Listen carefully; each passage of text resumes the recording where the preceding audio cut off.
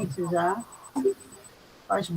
Faz bem, né, a gente poder reencontrar, né, os colegas, os amigos, enfim, né? Vale. Legal. Então, gente, a gente já está com o link em gravação, né? Eu queria dar as boas-vindas para todo mundo, dizer que é um prazer estar recebendo todo mundo de dentro da academia do NPI e também de fora, né? Os parceiros. A gente está iniciando uma série de conversas com o professor Ivanildo, que é um super parceiro da academia do NPI Servidor, com a Diálogos Bíblicos, que é uma série de programas, né, de capacitações que a gente está pensando em fazer para tentar ajudar o pós-graduando nessa estruturação da sua dissertação, da sua tese, para que seja cada vez mais eficiente esse trabalho. Então, hoje a gente começa com a palestra O Plágio Acadêmico, uma conversa sobre plágio, discursos acadêmicos e ferramenta. O professor Ivanildo é doutor em Propriedade Intelectual e Inovação pela Academia do INPI, né, pela Academia da Propriedade Intelectual e Inovação do INPI, é graduado em Biblioteconomia, Comunicação Social e Direito. Atualmente ele é chefe da Biblioteca de Propriedade Intelectual e Inovação do INPI.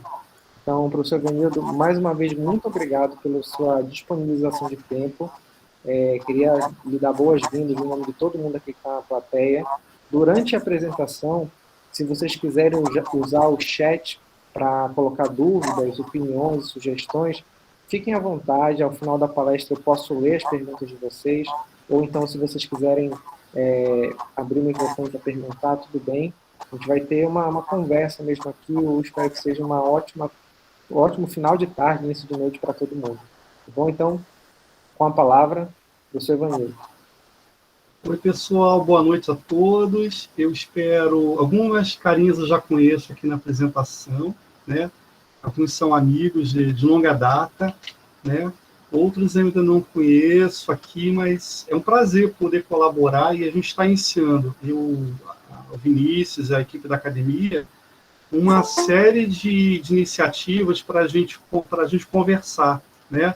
Na verdade, é uma extensão dos atendimentos que a gente já tem feito lá na biblioteca, junto aos alunos. Então, às vezes, individualmente, eu entendo o aluno ou outro, então, a gente vai ter uma oportunidade de conversar um pouco. Hoje o tema vai ser plágio acadêmico, a gente vai dialogar um pouquinho sobre isso, eu vou apresentar para vocês algumas modalidades, né? E aí a gente vai deixar para o final as perguntas, ou se vocês tiverem alguma dúvida, eu posso interromper, ou podem utilizar, né, o fone, ou então no final, o nosso amigo aqui, o Vinícius, ele coleta as palavras, as perguntas, e a gente vai dialogando no final. Na verdade, esse projeto, pessoal, é um diálogo tira dúvidas. No início, claro que vai ter uma pegada no início para explicar o que a gente vai trabalhar, né? Tem uma apresentação para a gente fazer, mas a gente vai ter, no final, a gente vai tirar umas dúvidas, vamos ver o que é plágio, o que não é plágio, né? O que eu tenho que fazer, o que eu não posso fazer, e vamos conversar um pouquinho, vou mencionar para vocês alguns softwares que são utilizados para fazer a detecção de plágio acadêmico, né? E eu fico à disposição no final para a gente conversar um pouco e vocês tirarem suas dúvidas, né? Porque, como a gente tem um programa de pós-graduação multidisciplinar, né? Ele tem um viés de ciências sociais aplicadas, né? Ele tem uma série de características assim, muito próprias do nosso programa, há muitas dúvidas, né? Eu sei que tem uma turma num grupo que é de advogados, então tem um tipo de linguagem muito específica e muito, muito própria, né, do direito mesmo. Tem outro grupo que não tem uma formação jurídica, tem uma outra maneira de escrever, e evidentemente vamos trabalhar como é que a gente vai trabalhar, como é que a gente vai fazer as nossas citações sem cair no plágio. Eu acho que isso é o mais importante, né? Vamos então iniciar, Vinícius, né? Eu vou colocar a apresentação aqui, tá? Então eu não vou me ver mais, eu só vou ver a apresentação, tá bom? E aí qualquer coisa, o pessoal for passando as dúvidas, aí vocês podem me interromper, a gente para, esclarece, tá bom?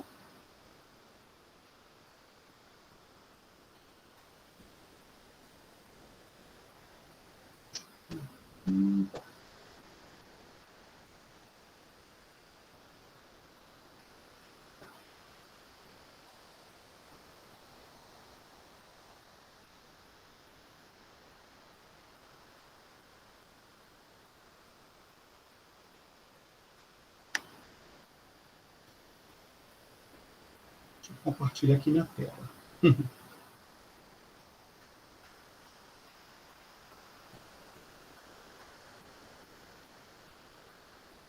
Vocês estão vendo agora a apresentação, né?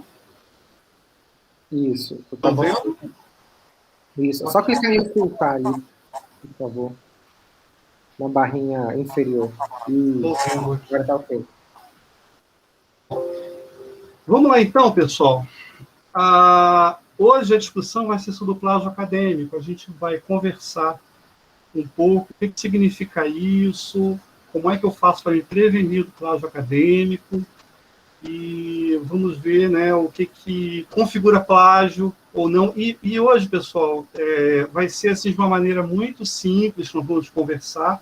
Eu vou tentar, o máximo que a gente vai fazer, o máximo possível, evitar uma linguagem muito fechada sobre direito de autor, porque não é o propósito dessa apresentação. Aqui é uma apresentação com caráter, né, de bate-papo mesmo, de conversa e de apresentação de ferramentas, né? Então, se nós tivermos, por exemplo, vamos ter uma abordagem, evidentemente, só um minutinho. Vamos ter uma abordagem, evidentemente, mas, né, com uma característica menos assim formal, né, mais formal, menos formal e mais informal. Só um minutinho, pessoal, o telefone está berrando, só um minutinho, peraí.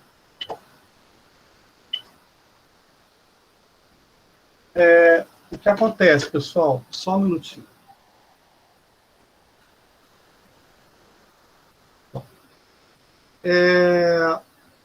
Plágio, pessoal, eu tirei uma definição aqui do CNPq de 2011, né?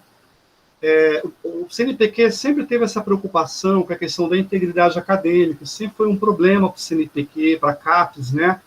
E aí eu tirei justamente essa definição do próprio CNPq, que é você retirar de uma outra autoria o que não é seu. Quer dizer, você pode fazer a citação, você pode utilizar um texto, mas você tem que citar a fonte, basicamente isso, né? E lá no final, quer dizer, daqui a pouquinho a gente vai ver as diretrizes do próprio CNPq, porque a gente chama de integridade acadêmica, né? Justamente para evitar esse problema do plágio, esse problema de você não ter o que a gente chama de originalidade nos trabalhos, né? Isso é, de fato, um problema, porque isso enfraquece, eticamente falando, é ruim, e também enfraquece a própria pesquisa, né? Então, o CNPq elaborou essas diretrizes já desde 2011, para que haja o que a gente chama de integridade acadêmica, justamente para evitar, né? Evitar que se utilizem trabalhos originais, né? Já originalmente elaborados por outros autores, sem que você cite a fonte, ou que você utilize a ideia, por exemplo.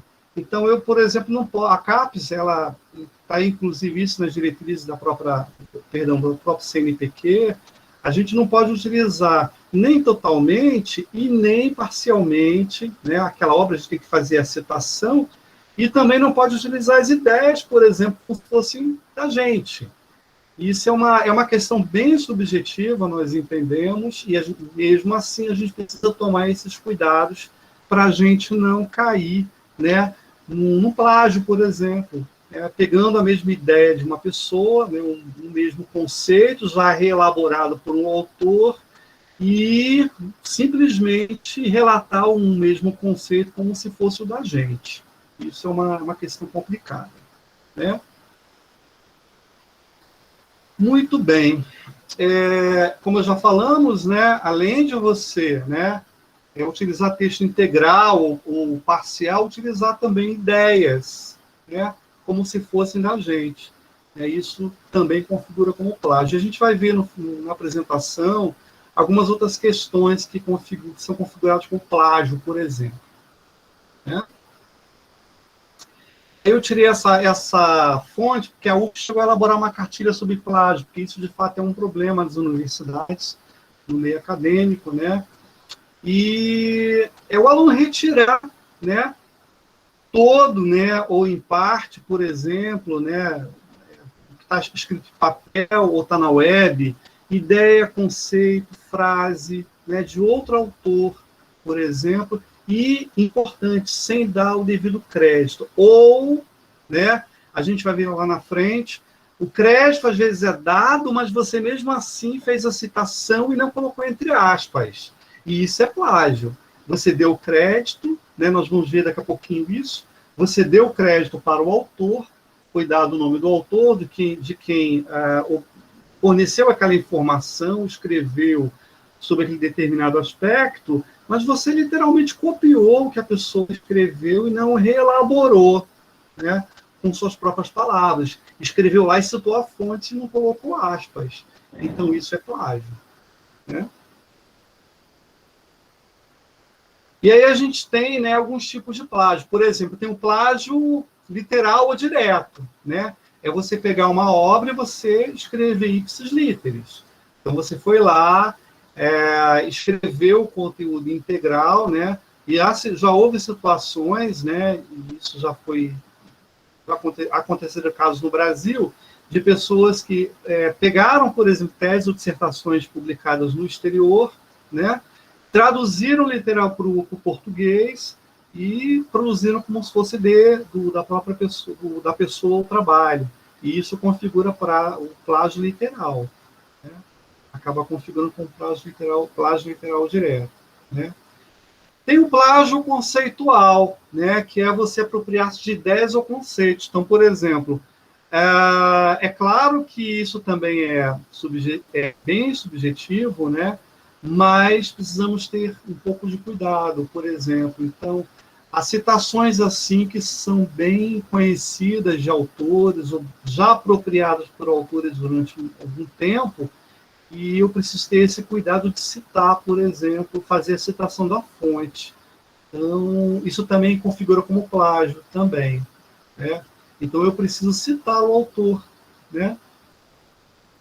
Tem o plágio transliteral, por exemplo, eu vou parafrasear um texto sem citar a fonte.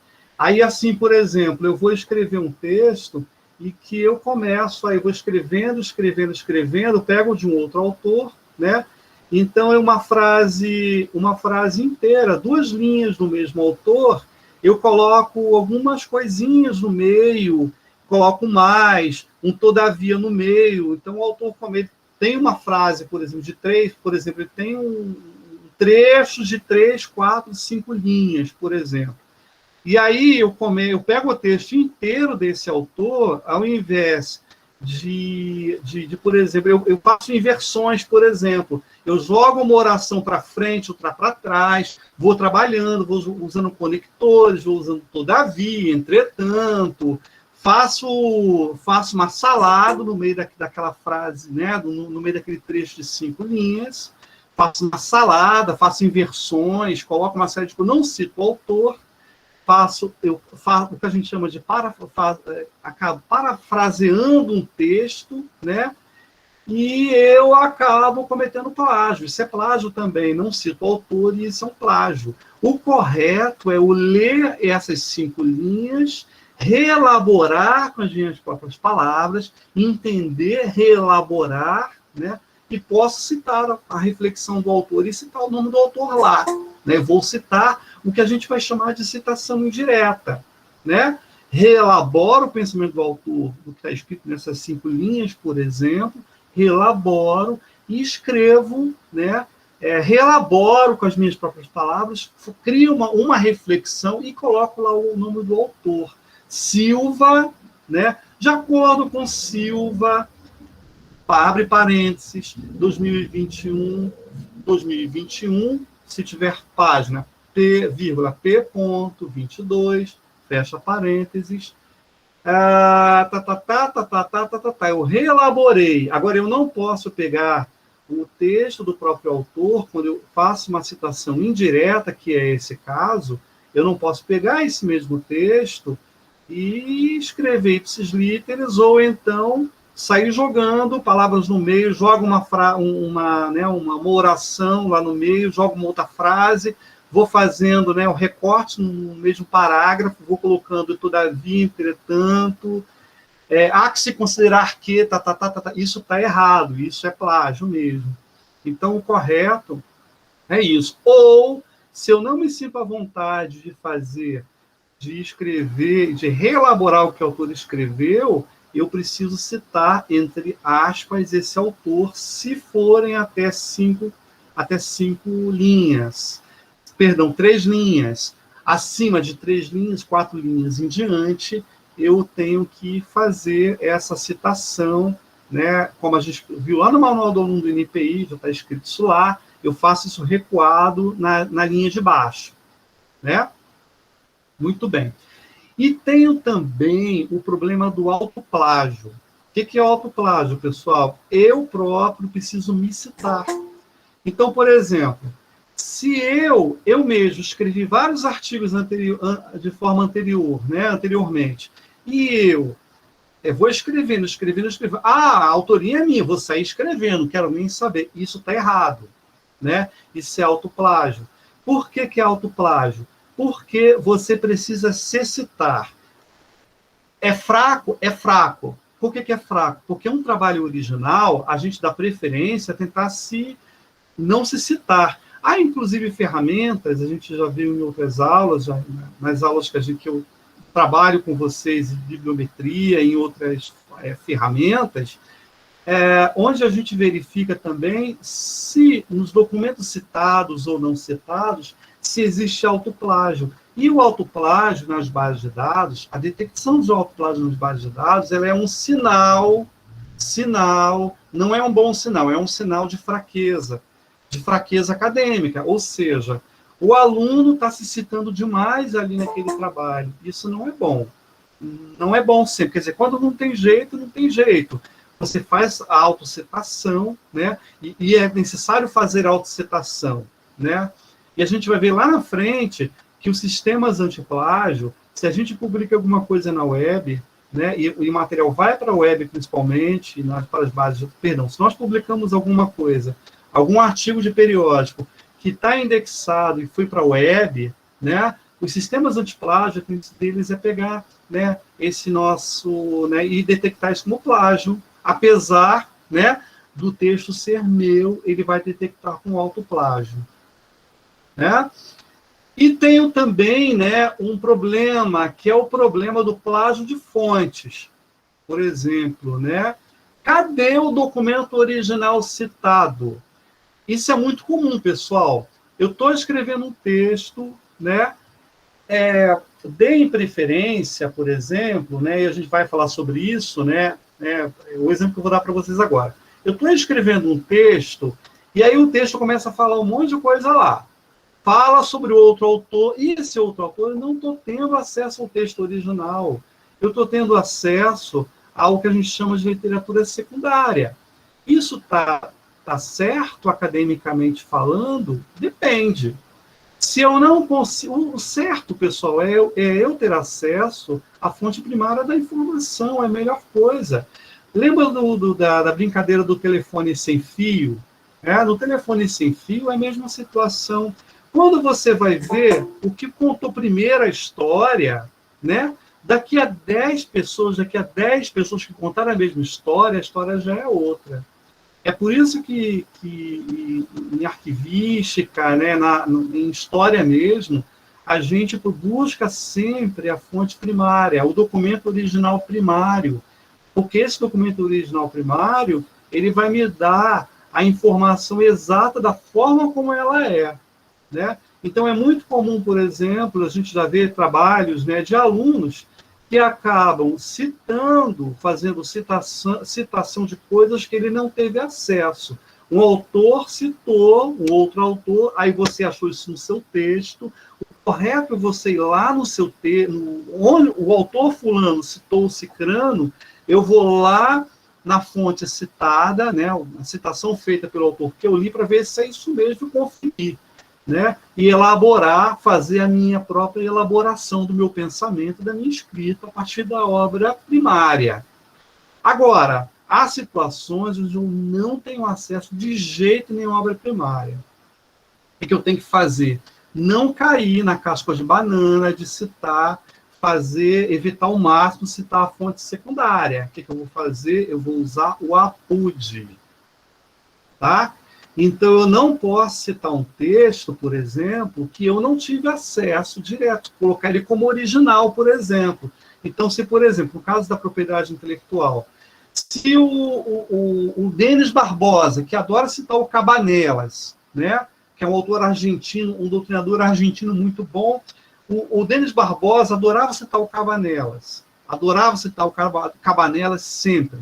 Agora, se o Denis Barbosa citou o Cabanelas, se eu não tenho acesso ao Cabanelas de jeito nenhum, e o ideal é citar o Cabanelas, mas eu não acesso, eu vou ter que usar Barbosa, eu vou ter que usar Cabanelas, Apude, Barbosa, citado por Barbosa. Agora, não é o ideal. O Apude, ele é a exceção das exceções. Só vou utilizar o Apude, pessoal, quando eu não tiver mais como encontrar o texto original. É uma questão, né? Outra questão também é o URL, internet. Eu preciso citar sempre a URL. Se eu não citar aquele caminho do www e por aí vai, né, da internet, eu preciso fazer a citação de coisas que eu acho na internet, dando a ele o crédito. Aí já é uma outra aula, né, que é a aula de citações, que a gente vai precisar conversar sobre citações, né? E isso é super importante, porque eu preciso fazer as citações sempre, pessoal, para dar credibilidade ao meu texto. Para que haja futuramente, numa conferência das minhas citações, para que haja credibilidade daquilo que eu estou escrevendo, junto ao meu leitor. Né? Então, se eu também não cito o URL, também é plágio também. Né? E aí tem outro problema, pessoal. Estão vendo essa banana aqui azul? Né? Isso aqui, pessoal, é um questionamento que foi feito sobre... É um outro problema também. Né? Que saiu um artigo da FAPESP há pouco tempo atrás, né? Bem recentemente, inclusive, falando sobre o problema do Photoshop. Né? O que é isso? É o seguinte, os alunos... Né? E é um cuidado que nós temos que ter, né? Quando vão utilizar imagens, né? Não autorizadas, imagens que não se sabe exatamente qual é a autoria, isso é complicado. A gente tem que ter muito cuidado, né? Porque tinha gente alterando cor, por exemplo. A alteração de cor, gente, já é uma mudança do original. E isso não pode acontecer, por exemplo. Né? As imagens, as figuras, os desenhos têm proteção autoral. E isso é plágio. Né? E isso saiu até recentemente, essa pesquisa lá na revista FAPESP, sobre essa questão. Eles até colocaram um título, né, interessante, Guerra ao Photoshop, justamente por isso, porque verificou-se que alguns alunos estavam utilizando, fazendo mudanças de cor, assim, nas figuras, e trazendo figuras e fazendo mudanças em cima dos originais, por exemplo, que tinham proteção autoral, né? E isso também não pode acontecer, né?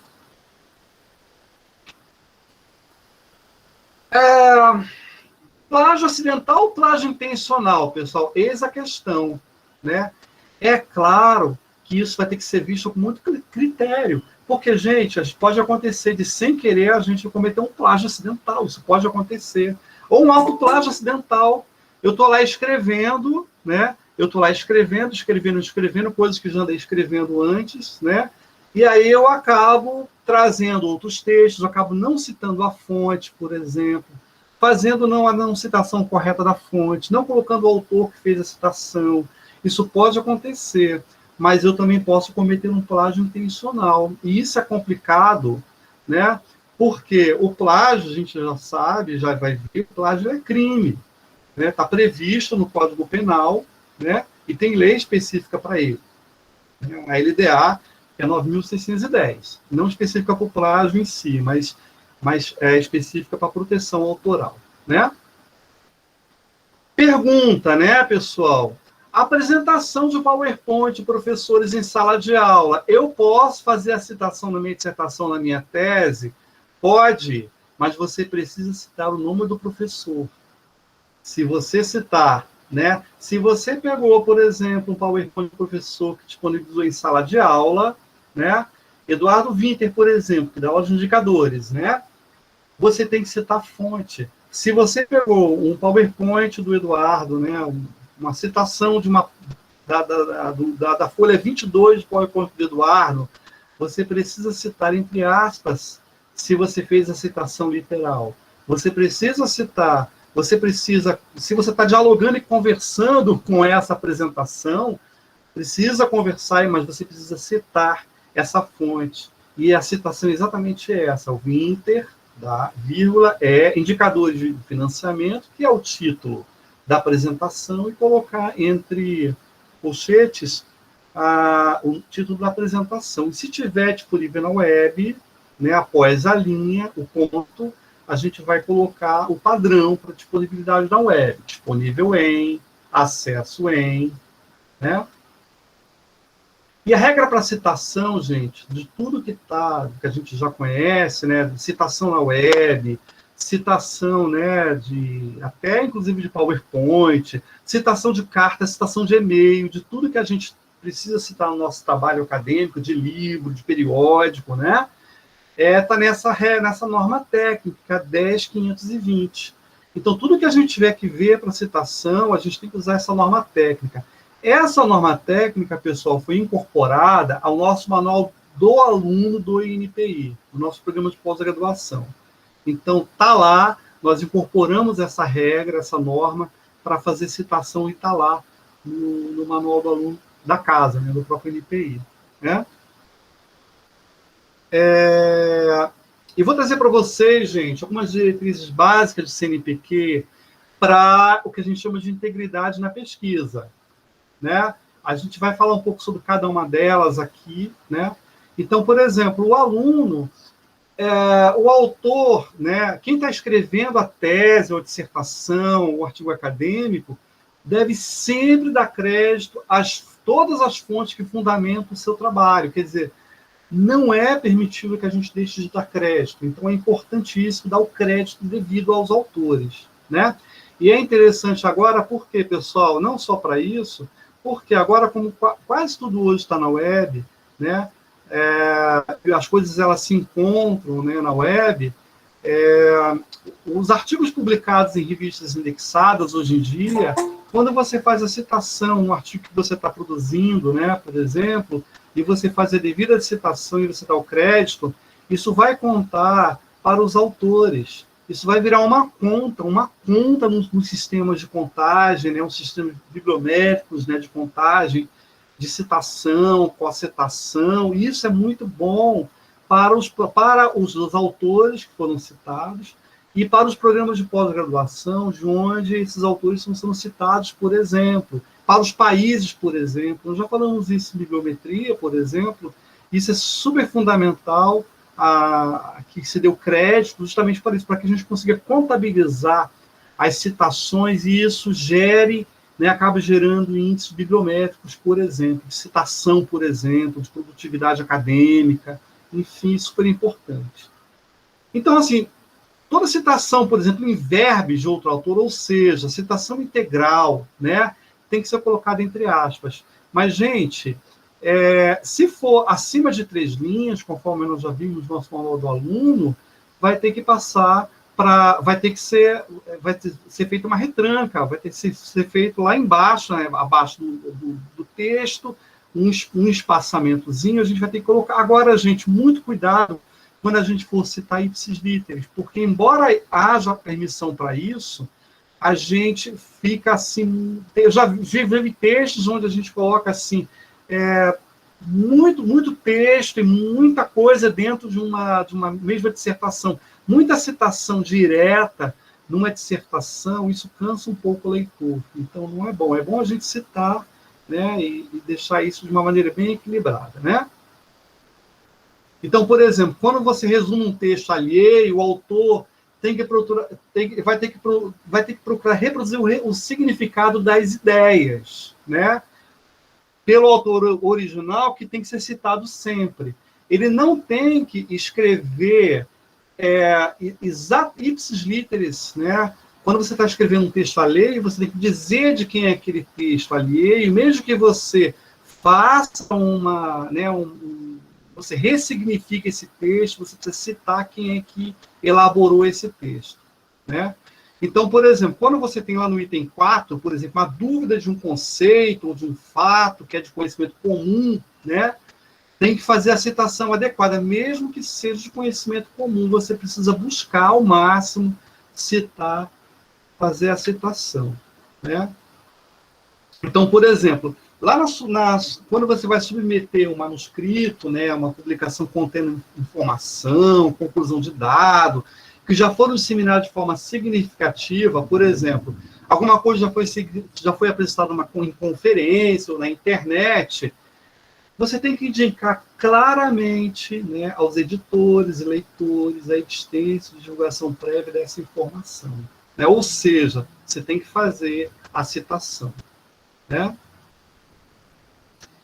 Se houve, por exemplo, resultado de um estudo único, complexo, por exemplo, né, aí você tem como um todo coesivo, né, e tal, o CNPq entende que não é ético que haja fragmentação, ou seja, se você está trazendo uma informação que já existe, que tem unicidade, ele tem informação de que a gente chama de todo coesivo, não é ético que você fragmente essa informação, esfacele a informação, né? Fragmente a informação e traga depois no seu texto, inclusive sem citar, inclusive, né? Isso não é bom. Então, por exemplo, o que a gente chama de publicação, tem um nome específico para esse, que é publicação, fatiamento da publicação, por exemplo, né? Então é importante você não trazer isso. Isso não é bom, não é bom, né? Então, por exemplo, se você fez a questão do autoplágio, por exemplo, se você elaborou, por exemplo, né, para evitar, inclusive, o autoplágio, né, se você usou outras coisas anteriores, se você escreveu coisas anteriores, você deve se citar para evitar autoplágio. Então, você evita o problema de ser detectado pelos sistemas como alguém que está infringindo regras e fazendo autoplágio, né? Outra coisa também, né, que é importante, né, tem que ser assegurada a correção da citação. Então, por exemplo, se eu vou citar um texto, por exemplo, um autor de 1965, eu tenho que exatamente verificar a fonte, verificar se aquela fonte está correta, verificar se a referência está exata, para eu não citar incorretamente o autor, né? Basicamente isso, né? Então, por exemplo, lá no item 9, se eu estiver descrevendo o trabalho de outros, por exemplo, o autor, ele não deve confiar em resumo secundário desse trabalho. É o que a gente estava falando sobre o APUD. Então, por exemplo, se eu estou descrevendo um trabalho já mencionado pelos outros autores, o correto é eu ir na fonte primária. Isso só vai acontecer, e isso de fato pode acontecer, se eu usar o APUD, né, eu posso usar o APUD, mas ainda com muita parcimônia para evitar que eu acabe submetendo e incorrendo em erros de interpretação desse autor que citou o primeiro autor, né? E é basicamente isso, né? O 10 fala exatamente sobre isso, né? Se eu precisar necessitar uma fonte secundária, né, com a revisão, eu preciso, de fato, me certificar da correção e indicar a fonte original da informação que está sendo relatada. Basicamente isso. Outra coisa também, né, que o CNPq coloca, que não é inaceitável, né, você fazer inclusão intencional de referências de relevância questionável, por exemplo. Então, se eu pego um dado, por exemplo, que é viciado, por exemplo, para tentar manipular a informação, por exemplo, isso é inaceitável pelo CNPq. Eu também posso... Aqui nós já entramos na questão da qualidade acadêmica, né? Eu posso viciar dados, por exemplo, trazer isso como uma informação relevante. Isso também não pode acontecer, né? Outra coisa também, né, que quando for necessário utilizar informações de outra fonte, né, a gente tem que descrever de tal modo que fique claro que, aos leitores que quais ideias são suas e quais são oriundas das fontes consultadas, ou seja, tem que deixar bem claro que o que eu estou escrevendo aqui não é exatamente o que eu estou exatamente escrevendo, é o autor que está dizendo isso, né? Eu posso reinterpretar, mas isso tem que estar muito claro que quem está escrevendo sou eu, né? Item 13, né, por exemplo, que a CAPES coloca, tal, que a CNPq coloca, é que o autor tem responsabilidade ética de relatar evidências que vão contrariar o seu ponto de vista. Então, por exemplo, eu não posso, para tentar justificar, por exemplo, uma determinada pesquisa, enviesar, por exemplo, e colocar dados que só me interessem, por exemplo. Então, eu vou fazer uma pesquisa com 100 pessoas, né? 100 pessoas que acreditam, né, num determinado ponto, né, pesquisa opinião, eu vou colocar pesquisa de 100 pessoas, né, e eu só quero que as 100 pessoas respondam exatamente aquilo que eu quero que elas respondam. Então, eu começo a enviesar os dados, e isso também não pode acontecer, né? Eu preciso trazer dados que não sejam enviesados. Esse é um ponto, né? Então, por exemplo, outro ponto que a CNPq coloca é que o autor ele tem obrigação ética, ele tem que relatar todos os aspectos do estudo que possam ser importantes para a reprodutibilidade independente de sua pesquisa, ou seja, isso tem a ver com a metodologia, e eu preciso escrever na minha metodologia como eu obtive os dados, como os dados foram obtidos. Nós vemos isso no nosso trabalho acadêmico, de maneira que qualquer pessoa consiga reproduzir o que eu já fiz antes, para não deixar dúvida.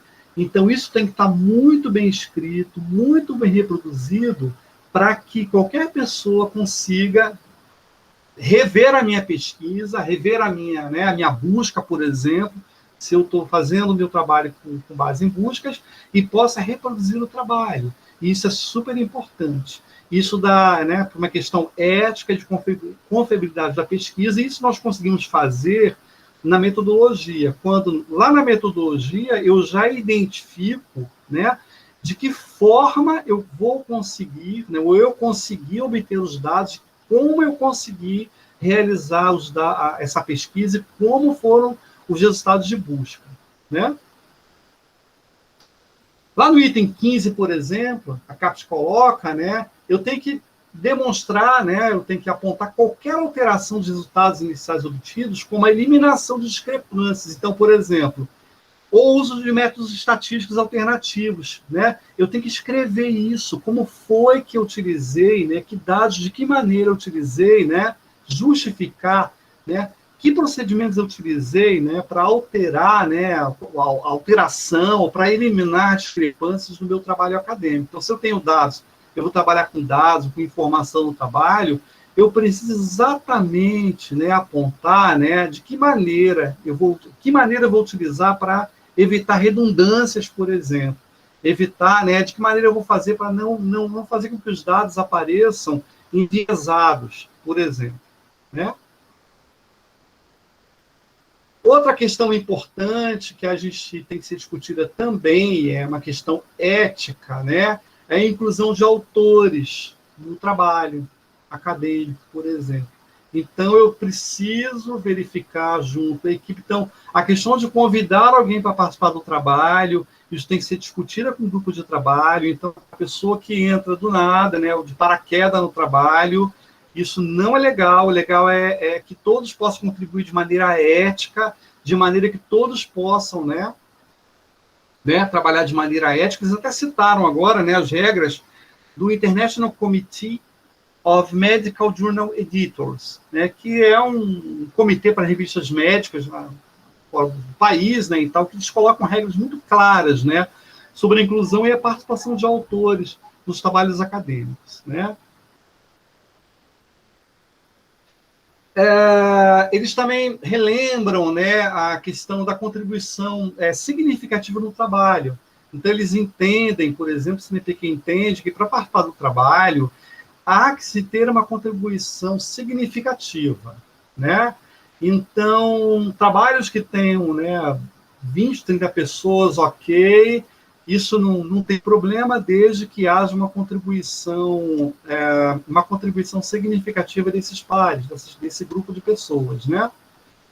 E aí, claro, eles sempre recomendam que se coloque, né, que se mencione, né, enfim, financiamentos, questão de equipamentos, enfim, agradecimentos, os trabalhos, né?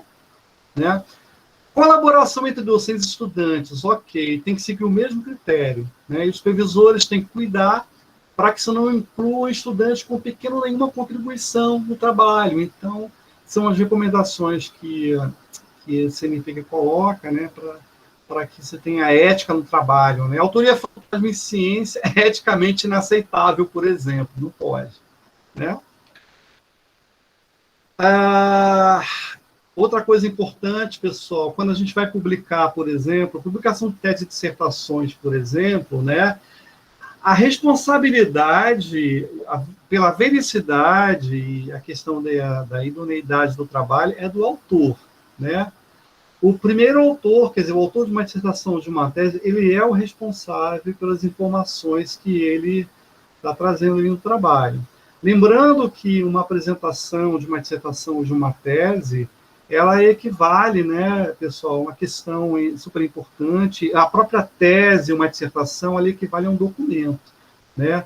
O fato de você apresentar esse trabalho, né, você garante que o trabalho é idôneo, né, e tem veracidade, né? Você tem idoneidade, né, e o trabalho tem veracidade, né? E em questões de trabalhos acadêmicos, né, questão do artigo científico, vale a mesma coisa, né? Os autores, responsabilidade compartilhada pela autoria dos autores dos trabalhos. Então, se um dos autores, por exemplo, trouxe num artigo acadêmico dados não verídicos, né, ele responderá, né, pelas informações que ele está colocando ali, né, de maneira individual, né? E os autores, né, devem ser capazes de escrever, quando solicitados, a sua contribuição pessoal ao trabalho, quando houver essa questão, né, quando houver isso, né, quando não houver, né? Todo o trabalho de pesquisa deve ser conduzido dentro dos padrões éticos da sua execução, ou seja, normalmente, eles colocaram de uma maneira bem geral, né, as instituições, elas possuem comitês de ética, né, então isso tem que ser cumprido dentro do comitê de ética da instituição, né.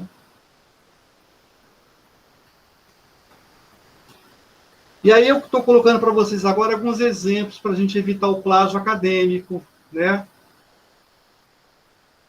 Citação direta, por exemplo, né? Redige o texto, entre aspas, logo em seguida faz a citação. Então, por exemplo, Price é um autor de 65, né? Isso é engraçado, né, pessoal? Porque eu sempre comento isso, já comentei isso na aula de indicadores, né? Isso é uma informação que todo mundo vive falando, né? Estima-se que 80% da informação contida em documentos de patente da informação tecnológica, né, de tecnologia, tem divulgação em documentos de patente. Uns falam em 70%, uns falam em 80%, enfim. E até hoje as pessoas não sabiam. Então, e aí a gente foi pesquisar, isso nasceu de um autor chamado Price, em 65, Sola Price, né? E ele falou ele fez uma pesquisa, enfim, uma pesquisa acadêmica, que descobriu, que acabou, enfim, concluindo que a informação tecnológica, ela basicamente vai estar disponibilizada em documentos de patente. Ele fez um estudo bibliométrico sobre essa questão, né? E isso nunca era divulgado, né? Então, isso também, gente, falar sobre isso, né, a gente precisa dizer quem foi que falou. Porque quando a gente acaba, mesmo numa apresentação em PowerPoint, dando essa informação, a gente tem que dizer que foi o Price que falou sobre isso em 65. Ele divulgou essa ideia.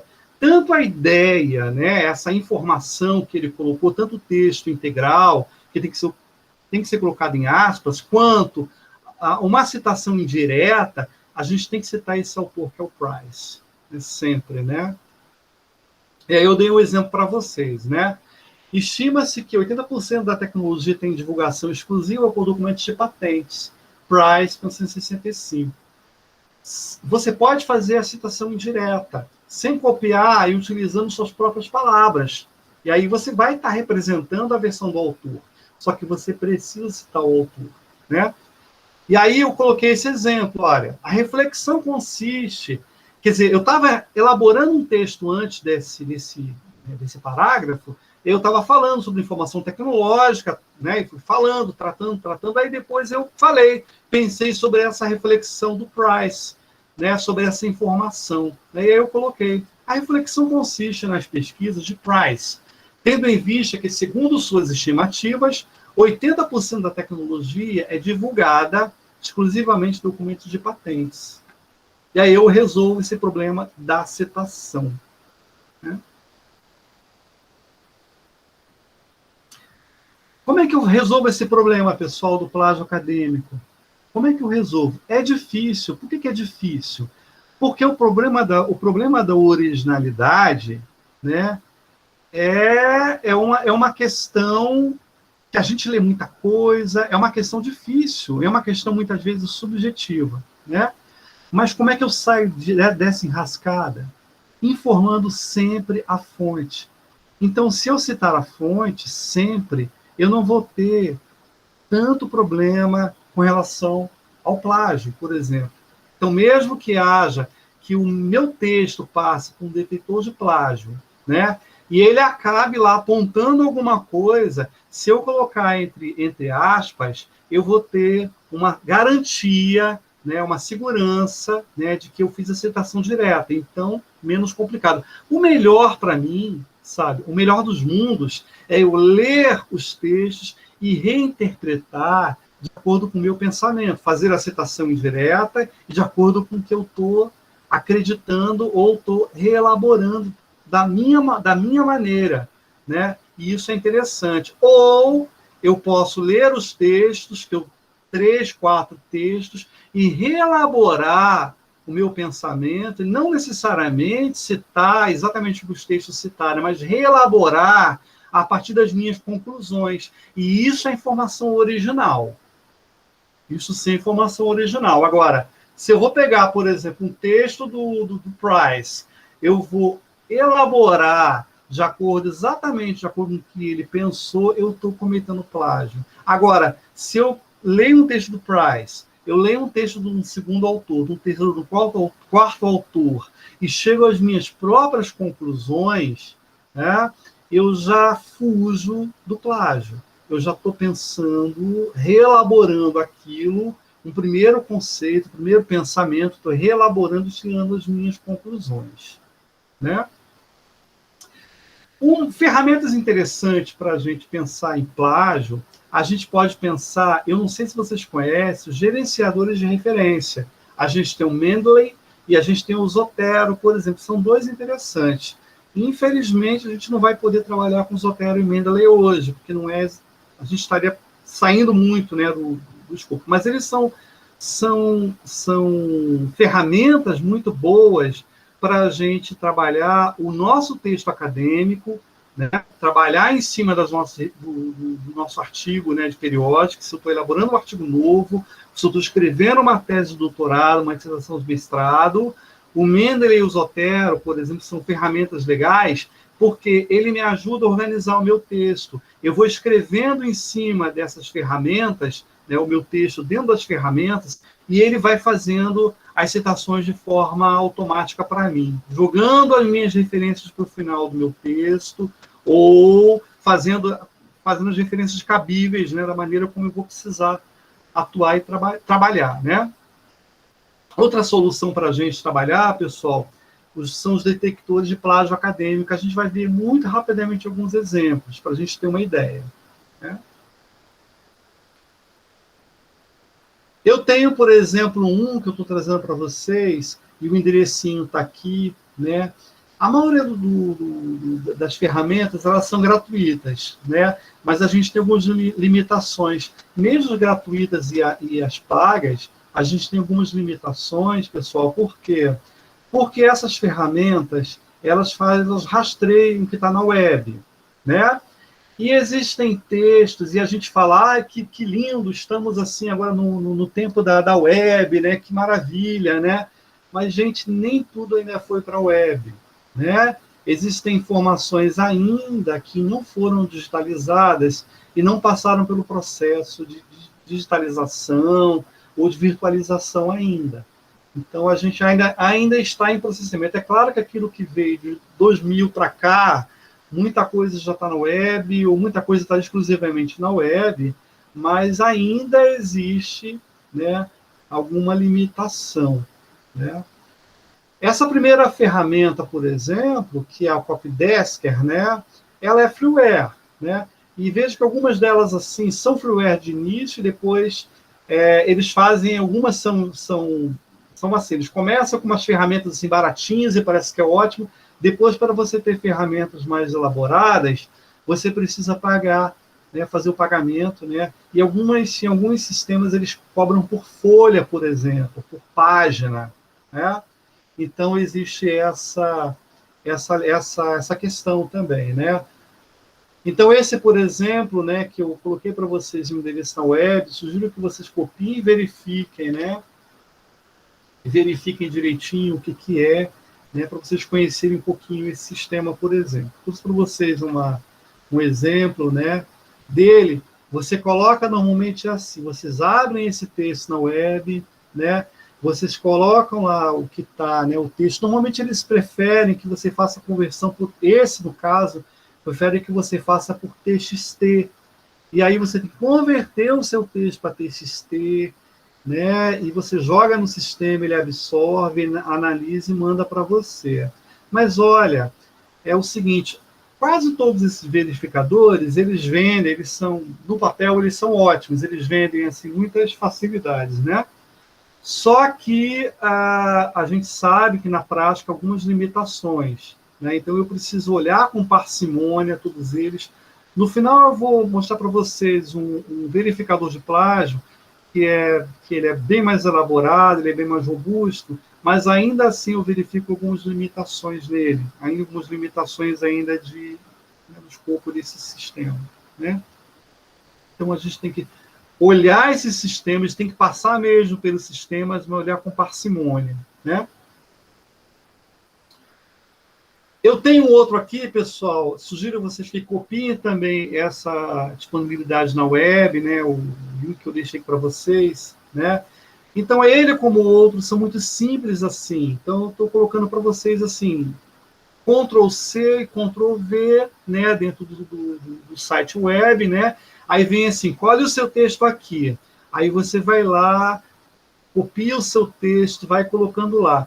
Também é possível, né, você colocar o download, né, da sua dissertação toda, da sua tese toda, ou do seu artigo, ou digitalizar o URL, por exemplo, alguma coisa que já está na web, né, e você visualiza lá. É aquilo que nós já falamos, né? Esses sistemas, eles são ótimos, você já tem uma ideia, você já consegue visualizar. Alguns sistemas, eles apontam, eles colocam. Alguns sistemas, eles colocam entre, né? Eles sublinham a parte que eles já estão verificando que tá com cara de ser plágio. Outros, eles colocam em forma de quadradinho. Outros, eles colocam em vermelho, para você rever aquele texto, né? E tem essas características. Esse aqui, que é o plagiarismo, né, ele utiliza motores de busca que verifica a compatibilidade de texto na web. Ele tem essa pegada, essa característica. Então, olha, vamos ver só uma telinha dele, né? Ele tem a facezinha aqui, né? E aí você pode, por exemplo, né, baixar isso aqui, você coloca nessa caixinha de busca aqui, está no meio, né? E aí, para essa caixinha de busca no meio, só 180 idiomas suportados, tem limitação também, né? E do lado direito, né, lá embaixo, você pode selecionar um arquivo, fazer upload, e daí ele verifica para você se tem alguma coisa, se tem similaridades, ele verifica se tem coisas assim na web que são parecidas, com que você já andou escrevendo. Ele te dá um diagnóstico sobre isso, né? Te dá essa possibilidade de você verificar se não tem, inclusive, autoplágio, né? São ferramentas, assim, relativamente simples, que a gente já consegue visualizar na web. Então, para início, pessoal, eu já sugeriria para vocês olharem essas ferramentas, testarem, né? Verificarem, né? E verificarem direitinho. É isso aí, né?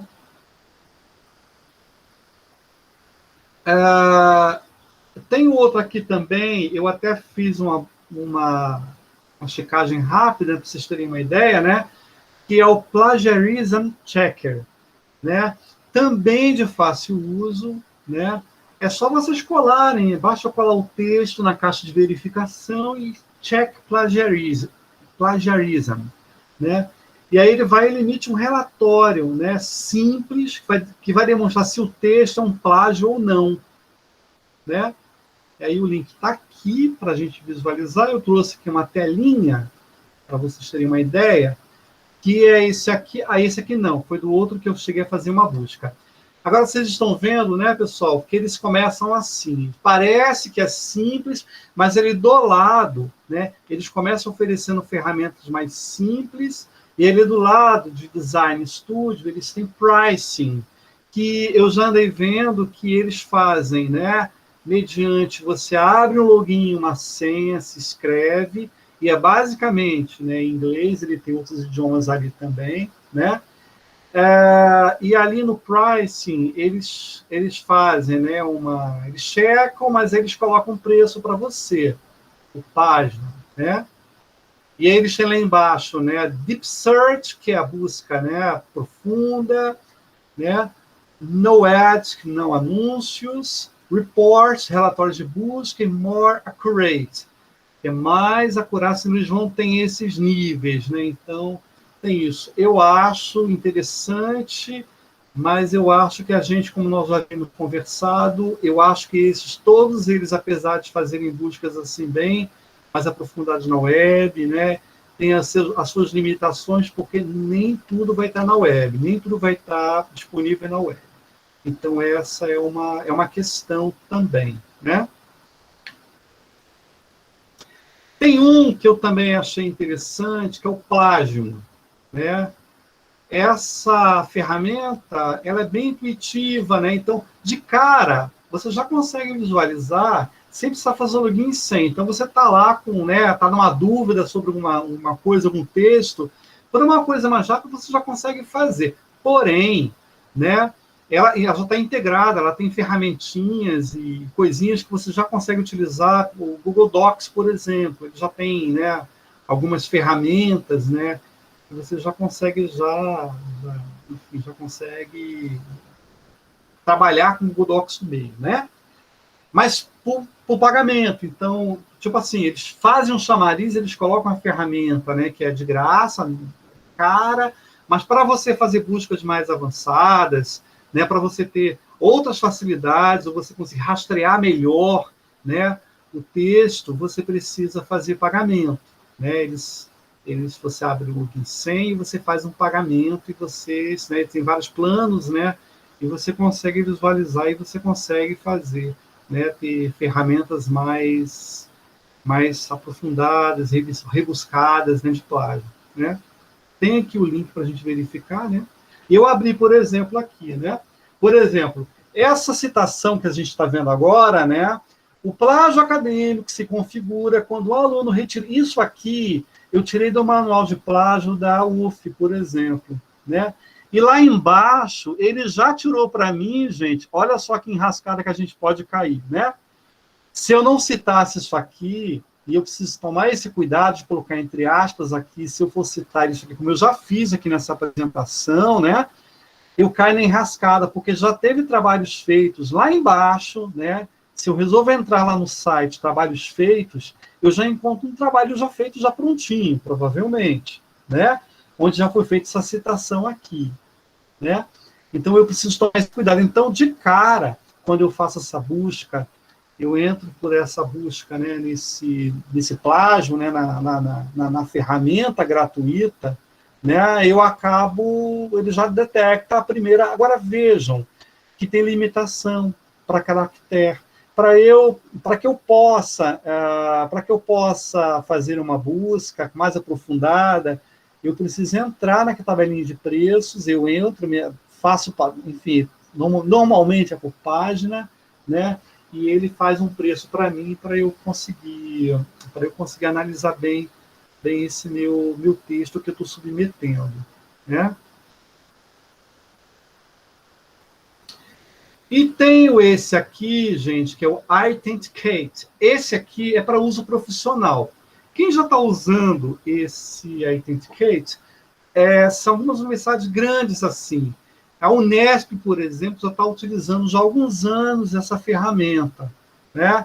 E já tem até dados sobre isso. A Unesp já disse, já informou que eu tenho até um dado sobre isso, houve uma diminuição de 32% de plágio, né? De plágio acadêmico pela Authenticate, quando ela passou a adotar essa ferramenta na universidade, né? E sim, havia assim, um índice maior, um volume maior de plágio na universidade, eles passaram a utilizar essa ferramenta, que é paga, evidentemente, é uma ferramenta mais cara, mas é utilizada para fins profissionais. Então, por exemplo, editoras, né? Editoras normalmente cabem às editoras utilizar, né? Fazer utilização dessa ferramenta, universidades grandes, institutos que utilizam, né? Enfim, que trabalham essencialmente dedicados, por exemplo, né, a pesquisa científica. Vocês imaginem, por exemplo, prejuízo, né, para uma instituição que trabalha com pesquisa, a detecção de plágio, por exemplo, na pesquisa. Nós sabemos, por exemplo, que em determinadas pesquisas os financiamentos são altíssimos, né? Não é o caso, por exemplo, de pesquisas, né, não necessariamente o caso de pesquisas assim, de ciências sociais aplicadas, mas pesquisas em algumas áreas, elas envolvem milhões, né, compras de equipamento, né, pagamento de bolsistas, pagamentos, né, de materiais, uma série de pagamentos estão incluídos em determinadas pesquisas que vão gerar papers e outros produtos acadêmicos, ou vão gerar, inclusive, patentes, né? Agora, imaginemos, assim, o prejuízo, né, para uma instituição acadêmica que não teve o cuidado, né, de verificar a questão do plágio, por exemplo, né, o plágio na pesquisa. Então, por isso, houve um investimento enorme de algumas instituições, e eu cito aqui a Unesp, na aquisição dessa ferramenta, por exemplo, para justamente tomar esses cuidados, né, não porque a instituição... É claro que o plágio é fundamental, porque dá credibilidade, mas eu acredito também por uma questão também de assegurar e de evitar futuros prejuízos, né, de danos ao próprio erário mesmo, né, porque isso é muito sério, né, a questão do plágio é muito séria, né. Eu trouxe para vocês aqui não ficou muito boa essa apresentação que eu tirei deles próprios e citei aqui, né, fiz a citação, né. Eles têm não ficou muito boa, mas basicamente isso. Eles vão apontando, né, a ferramenta vai apontando, a Authenticate, os pontos críticos, né, e vai trazendo em forma de relatório. Não ficou muito boa essa parte, de fato, não ficou muito legal, né. Mas, basicamente, essa é a ferramenta, né, que algumas instituições já estão utilizando, né. E aí, gente, eu trago essas reflexões para a gente pensar, né? Por quê? Qual é a reflexão básica? Embora tenhamos até uma Authenticate, que eu acho que é ótimo, e a tendência tanto de uma ferramenta mais robusta como a Authenticate, ou de outras ferramentas que não são tão robustas, ou outras ferramentas gratuitas, ainda assim, né, a reflexão ela vem em cima das instituições e dos próprios alunos. Por quê? Porque, com o passar do tempo, né, nós sabemos que as ferramentas elas dependem de base de dados, né, as ferramentas web, do que está disponível na própria web, e nem tudo vai estar disponível na web, porque, em termos históricos, existem ainda documentos que não foram processados virtualmente, né? A tendência é que com a exclusividade das publicações em formato digital, que a tendência é cada vez maior, a substituição do papel pelo digital sempre, acreditamos que com o tempo a base vai aumentar muito mais, o escopo da própria base. Então, acredito que isso vai ser melhor resolvido. Mas há problemas mesmo, ainda há problemas nessas bases de dados, né? E a gente sabe que nem tudo vai ser perfeito, e acredito que com o passar do tempo, com o uso da inteligência artificial, isso vai ser aperfeiçoado, né? E a tendência é que as instituições elas criem regras internas cada vez mais claras, objetivas, e que a gente faça como a gente está fazendo hoje, são reflexões sobre o plágio, para que a gente consiga, de fato, melhorar. Porque, acima de tudo, né, o plágio acadêmico ele dá prejuízo, né, se a gente contabilizar, por exemplo, né, o plágio, o prejuízo à pesquisa ele é imenso, ele é muito grande. Então, basicamente é isso, né, que a gente tenha isso em mente, que a gente procure as ferramentas, que a gente busque, por exemplo, em termos acadêmicos, que a gente busque fazer as citações sempre cumprindo as regras do manual do aluno, evitar, por exemplo, que a gente não cite que a gente deixe de citar a fonte, sempre citar sempre a fonte, pensar sempre aspas, criar ideias originais, né? Tentar sair um pouco, né, de acordo com fulano, entretanto fulano, porque senão a gente vai virar meros reprodutores de reflexões alheias, né? O importante é a gente criar a nossa própria reflexão no texto. E as ferramentas estão aí para ajudar, e elas são apenas, né, essa reflexão, apenas ferramentas, né? A gente precisa sim, usar as ferramentas web disponíveis, usar sempre, mas pensar nisso também, porque sem querer uma ferramenta vai ver lá que a gente vai cismar e vai achar que a gente não está sendo original, e a gente às vezes está sendo original, e às vezes a ferramenta pega esse tipo de inconsistência. Isso pode acontecer também, né? É basicamente isso, né, pessoal? Então, estou disponível para as perguntas de vocês, né? Perguntas de citação, perguntas de ferramentas, né? Hoje foi, na verdade, né, uma conversa, né, sobre esse aspecto do plágio, né? E é importante a gente ter essa conversa, né? As outras conversas virão futuramente, né? E estou à disposição para as dúvidas de vocês, né? Eu acredito que, por enquanto, a gente já, né, a gente conversou um pouco, eu acredito que para o futuro a gente pode estabelecer outros diálogos, né? Professor, muito obrigado pela sua fala. Acho que antecipadamente é uma ótima maneira da gente despertar esse interesse, né? Os alunos, de uma forma geral, os alunos na pós-graduação, a gente é bastante cobrado sobre esse assunto. Eu acho que essas conversas Sim. são muito interessantes, né? O professor Ivanildo há pouco tempo também passou pelo processo de doutoramento, então já esteve do lado, né, de aluno de pós-graduação, sabe também como é a correria e a cobrança que a gente recebe, tanto no mestrado quanto no doutorado. E também, antecipadamente, gostaria de agradecer ao INPI, à Academia do INPI, por ter autorizado, né, que o professor Ivanildo fizesse essa fala. Acho que é muito importante a gente fazer esse agradecimento. E também responder algumas perguntas do chat. Primeiro, sobre a parte de certificado. Nós ainda não temos essa resposta, porque a gente está em contato com a academia para ver a maneira com que a gente vai fazer essa certificação, então ainda não temos essa resposta, mas a colega aqui da chamada, Luciana, já organizou a lista de todas as informações, então assim que a gente tiver uma resposta vai ficar mais fácil de poder certificá-los, porque a gente sabe que é importante essa carga horária extra, né, professor? Então, assim que a gente tiver alguma resposta também a gente vai passar para vocês. E também uma outra pergunta que apareceu aqui no chat, acho que foi uma pergunta recorrente sobre a gravação.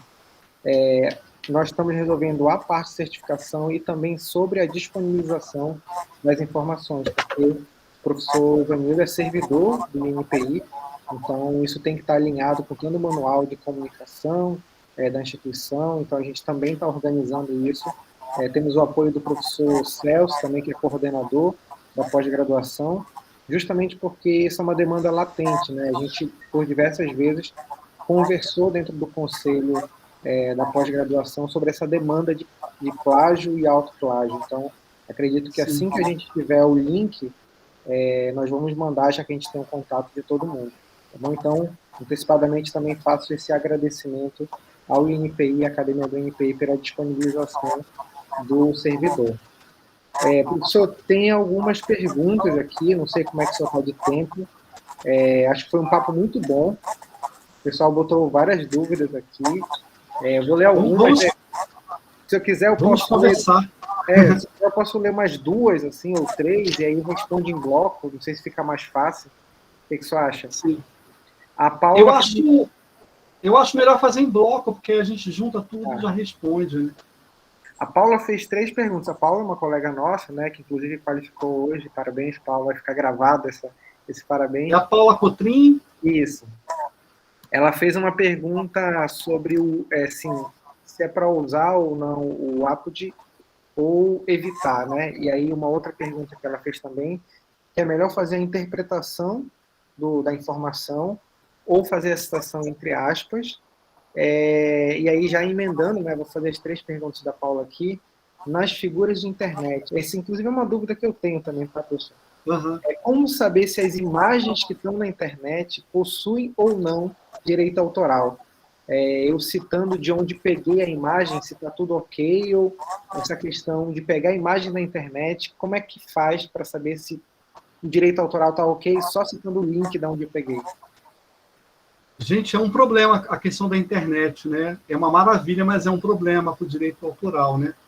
Vamos começar com a pergunta da Paula. É o seguinte, Paula, o ideal para a gente, para a elaboração de um texto, é fazer um texto original. Esse é o melhor dos mundos para qualquer autor, para qualquer orientador. Por quê? O legal é você ler um texto, você leu, né, um texto, fez as suas anotações pessoais no canto, seu fichamento, porque hoje a aula, gente, não teve a oportunidade de dar uma aula para vocês de fichamento. Isso é um pedaço da aula de metodologia, né? O ideal, gente, o que a gente tem que fazer com metodologia de trabalho? Se está escrevendo, você leu hoje uma coisa, um texto bem legal, bem bacana, você pensa sobre o que você escreveu, elabora numa planilha. Eu gosto de fazer isso no Excel, que facilita demais, né? E escreve um resumo daquele capítulo, faz um fichamento sobre aquele resumo. Isso te ajuda, por exemplo. Então, você lê um texto hoje, por exemplo, sobre transferência de tecnologia, por exemplo, né? Um capítulo de 5 folhas. E aí você leu, você foi anotando no papelzinho num canto, que eu sou da época do papel, tá? E aí anotando no papel no cantinho e tal. Aí você resolve fazer uma reflexão sobre transferência de tecnologia, de medicamento, que é aquele capítulo, digamos assim, né? E aí você pegou aquele texto, você leu, você escreve, faz um resumo de 5 linhas, coloca do lado, você, ok, eu entendi. Quando você for discutir transferência de tecnologia no teu capítulo, sabe? Aquilo, você passou 1 dia, 2 dias, você volta ao que você já escreveu, você já reelaborou isso na sua cabeça. Você já reelaborou. Porque a gente leva um tempo para reelaborar uma ideia, né? A gente não consegue, a gente como escritor, nem sempre a ideia sai pronta. Às vezes você vai para casa, você almoça com a tua mãe, ou você vai cuidar de um filho, isso você vai reelaborando no teu pensamento. No dia seguinte, sabe, você já reelaborou aquilo, né? Sabe quando você, né, você tá com a cabeça quente, você fala assim, eu não vou pensar, eu não vou fazer isso agora, eu vou pensar, né? No dia seguinte eu penso com calma, né? E toma a decisão, né? Vale também para a escrita acadêmica. E academicamente falando, gente, é o melhor dos mundos. Porque embora você tenha trazido uma informação anterior, a sua informação ela vai ser original, que é a partir de você. Agora, é perigosíssimo, nós já falamos sobre o plágio de ideia, por exemplo, quando você leu, e aí você começa a escrever a ideia do Denis Barbosa, uma coisa que eu sempre falo, né? A ideia da Penrose sobre o sistema de patente, o conceito de Penrose sobre o sistema internacional de patentes, né? Na minha cabeça, Eu sei o que é o Sistema Internacional de Patentes, mas eu tenho que citar que isso é de acordo com o Penrose. Se eu reelaborar um conceito sobre o Sistema Internacional de Patentes, que é um conceito diferente meu, não tem problema. Mas aquele conceito sobre o Sistema Internacional de Patentes, ele é o conceito da Penrose. Eu não posso citar da minha cabeça, falar bem, o Sistema Internacional de Patentes, ele envolve diferentes entes. Gente, isso já foi dito pela Penrose. E eu preciso citar que a Penrose falou isso, porque num detector lá de plágio isso vai aparecer. Né? E eu preciso tomar esse cuidado para evitar esse tipo de problema, né? Porque alguém de maior sensibilidade vai falar bem assim, espera aí, esse conceito de sistema internacional de patentes é da Penrose, né? Alguém pode, numa banca, ou alguém vai falar assim, não, espera aí, esse não é o conceito do Evanildo, é o conceito já foi reelaborado no século XX pela Penrose, em 1938, por exemplo. Né? Já foi elaborado como conceito, dali eu preciso citar isso. Né? É claro, gente, coisas assim normais e comuns, assim, propriedade intelectual, coisas assim muito genéricas, assim, a gente um pouco mais tranquilo. Mas quando você vai trabalhar de um determinado conceito, ou de uma determinada coisa, uma determinada ideia, que já foi reelaborada por alguém, algum teórico, isso a gente tem que tomar um pouco de cuidado, né? Então, assim, nesse caso, sabe, Paula? Nesse caso, eu sugiro que o ideal é você reelaborar isso, refletir, se não foi ideia de alguém. Se foi ideia de alguém, faça citação entre aspas. Se você tiver como literalmente, não tem problema. Você não estará cometendo plágio se você colocar ipsis literis que a pessoa escreveu entre aspas. Mas se você estiver trazendo a ideia da pessoa ou fazendo uma reinterpretação do que alguém já falou, traga ainda assim a pessoa, que aí você vai fazer o que a gente chama de citação indireta, né? Para Penrose, a ideia de sistema internacional de patentes é assim, assim, assim, assim. A autora entende, você não vai deixar... Gente, porque isso é muito sério. Porque, olha, o direito de autor, gente, ele é inegociável. Quer dizer, a gente já vai ver, isso é uma outra aula, tem o direito patrimonial, né, que é o né, e o direito autoral, né, que é o direito moral, na verdade, você não pode deixar de citar a pessoa, a fonte. Você não pode deixar de fazê-lo.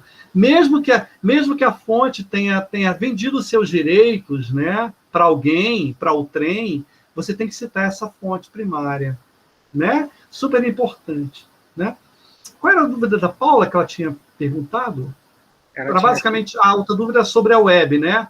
Tá, figuras na web, gente. Um problema. O que está na web, gente, não é gratuito, não tem. A gente, infelizmente, tem esse problema. Precisamos procurar de onde veio aquela figura para saber se aquela imagem está liberada ou não. Em regra, é isso. Então, por exemplo, existem bancos na web, por exemplo, né, na internet, bancos de diversas figuras que a gente pode procurar, né, mas a gente vai ter que citar e ver de onde saiu aquela figura e se tem permissão para reprodução daquela figura, por exemplo. Né? Gente, isso é um aspecto bem nebuloso, principalmente quando a gente tem lá na lei de direitos autorais, você tem ali algumas questões ali bem controversas mesmo. Né? Bem controversas ali, bem controverso. Né? Mas, em regra, é isso, gente. Figuras assim, retiradas de websites, tem que saber se aquela figura tem proteção. Né? Mostrei para vocês a figura da banana azul, não foi, gente? Exatamente aquilo que estava acontecendo nas universidades. Eles estavam tirando figuras da web e estavam mudando cor de figura. Isso não pode acontecer. A gente não pode pegar uma figura da web e tirar tudo. Tem que citar a fonte. Ou citar o dono lá do frame, lá da web, de quem aquela figura, e fazer a citação devida. Agora, o problema das figuras é que tem figuras que têm proteção autoral. A figura em si, né, tem aquela proteção. Então, eu acho delicado a gente sair citando tudo, né? Tem uma aluna, eu estava numa banca de um mestrado, já há algum tempo, e eu sempre tenho esse cuidado, né? Então, de vez em quando, os alunos, tá? Então, uma aluna que estava colocando figuras ali, eu falei assim, olha, você tirou da onde? De onde saiu, né? Importante citar o dono daquela figura. Foi de um... Pode ser, gente, uma fruta, uma flor, né? A sugestão é procurar, existem, lá no Google vocês entram, existem várias, assim, vários websites que têm imagens livres que vocês podem utilizar, evidentemente citando a fonte, mas não tem problema de direito, né, patrimonial. Então, acho que é uma solução para a gente resolver esse problema, né?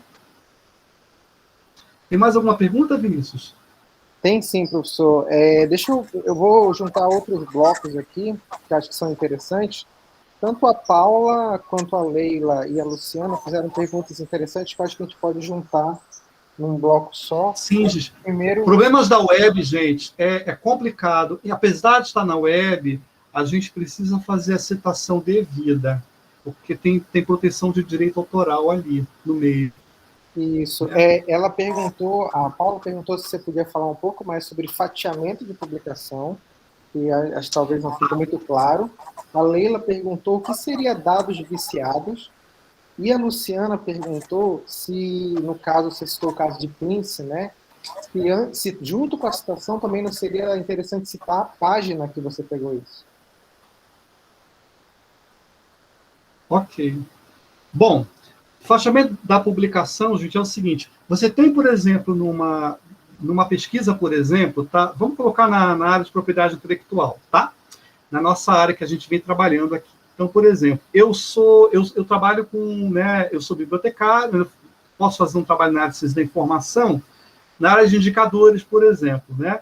Então, eu estou escrevendo um artigo de indicadores bibliométricos, por exemplo, e eu tenho dado, por exemplo, eu vou fazer uma determinada... Estou no âmbito de uma pesquisa, então eu começo a pegar os dados e fatiar. Se eu tenho dados todos integrais, por que eu não vou disponibilizar se eu vou fazer uma pesquisa, por exemplo, que vai mapear o Rio de Janeiro inteiro, por exemplo, eu resolvo pegar os dados da pesquisa que eu fiz, que era integral, para o Rio de Janeiro inteiro, resolvo tirar dos dados que eu já possuo e fazer 10 artigos com 10 municípios do Rio de Janeiro, por exemplo. Tá? Isso é ética na pesquisa, por exemplo. Isso não é ético, por exemplo. Tá? Isso é um problema de ética na pesquisa. Embora eu esteja fazendo isso, embora parece que não está errado, mas está. Por quê? Eu estou pegando um dado, eu estou pegando uma pesquisa global, estou fatiando para faturar em cima de um dado bruto que eu já tenho. Isso, academicamente falando, não é legal, não. E não é ético. Por quê? Eu estou pegando, para eu conseguir fazer uma produção bibliográfica grande, eu conseguir fazer 10 artigos, eu começo a fazer um para cada município do Rio de Janeiro e com dados fracos, por exemplo, onde eu já poderia ter abordado os 10 municípios de uma paulada só, num único artigo. Isso daria muito mais consistência ao meu estudo, ficaria muito mais forte. Eu resolvo fazer estudos pequenos, fatio em 10 partes, e saio publicando em 10 periódicos não muito qualificados, por exemplo.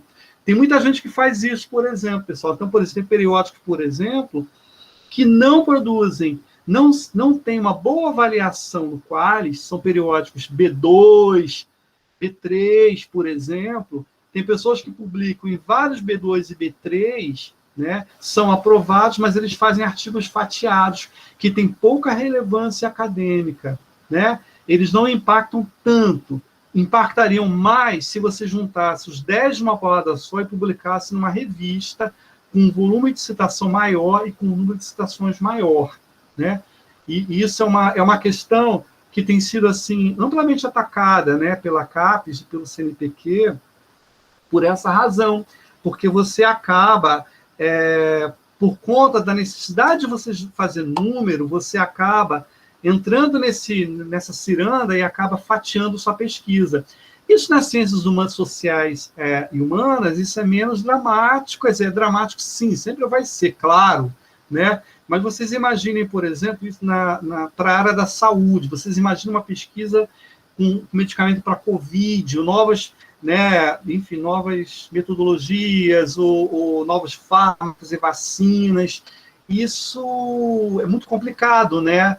Porque você acaba enfraquecendo, né, a pesquisa, e eticamente não é bom também. Isso é muito complicado, a questão do fatiamento da pesquisa, para algumas áreas isso é bem complicado, né? Isso é exatamente, fatiar a pesquisa é exatamente isso. Você, lembrei do nome, a gente chama de artigo ou pesquisa salame, né? Que você pega um mesmo objeto e você sai fatiando para você ganhar em número, né? Isso não é legal. A gente até pode, gente, fatiar uma pesquisa, desde que você consiga fazer isso com parcimônia, né? Não tem problema se você dividir uma pesquisa em dois, mas você precisa fortalecer aquele núcleo, né? Para a pesquisa ter mérito, para ter mérito acadêmico, inclusive, mérito na pesquisa, né? Outro problema também que a colega perguntou, né? É sobre a questão, sobre o fatiamento. Outra pergunta foi sobre os dados viciados, né, Leila?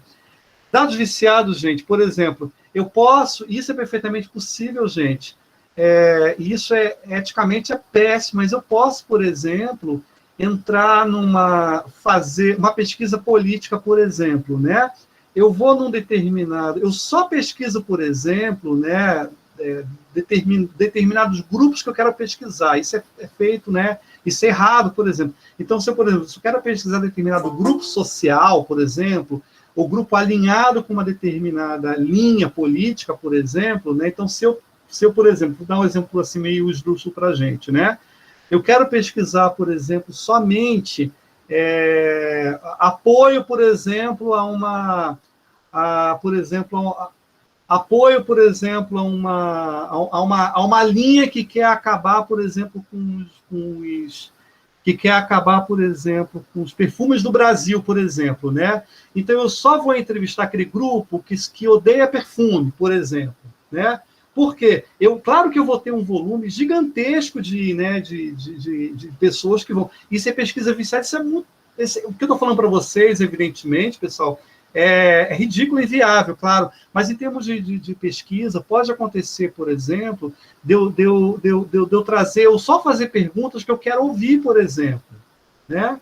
Isso é grupo viciado, por exemplo. Se eu faço perguntas, por exemplo, o que você acha, por exemplo, para um determinado grupo, né?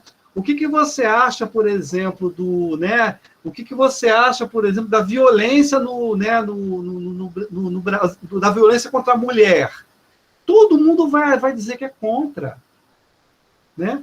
Todo mundo vai dizer que é contra. Quem é que... Ou quase todo mundo vai falar bem assim, eu acho que é ótimo. Gente, só um louco vai dizer que, né, que é ótima a violência contra a mulher, né? Quase todo mundo vai dizer contra. Então, isso é pesquisa viciada, a gente não ter a isenção, mas como é que a gente combate isso? Lá na metodologia, eu preciso deixar exatamente os números claros, objetivos e reproduzidos assim. Eu preciso ter critérios mínimos de isenção. Quem faz muito isso, precisa fazer isso para dar credibilidade, são as pesquisas de opinião, por exemplo. Eles fazem, evidentemente, que ali você tem razões lá, numéricas, aritméticas, de população, onde eles colocam isso, né? Tem que estar muito claro para evitar a descredibilidade da pesquisa, né? Então, é basicamente isso, né? E qual foi a última pessoa que me perguntou, Vinícius? A outra qual foi mesmo? Foi sobre... Na hora de fazer a referência, se também é necessário citar a página da onde pegou essa informação? Sim, gente, sim. É necessário citar a página. Sim, é necessário citar a página. Eu vejo trabalhos onde os alunos não citam a página. Por que é necessário citar a página, pessoal? Dá confiabilidade à pesquisa de vocês.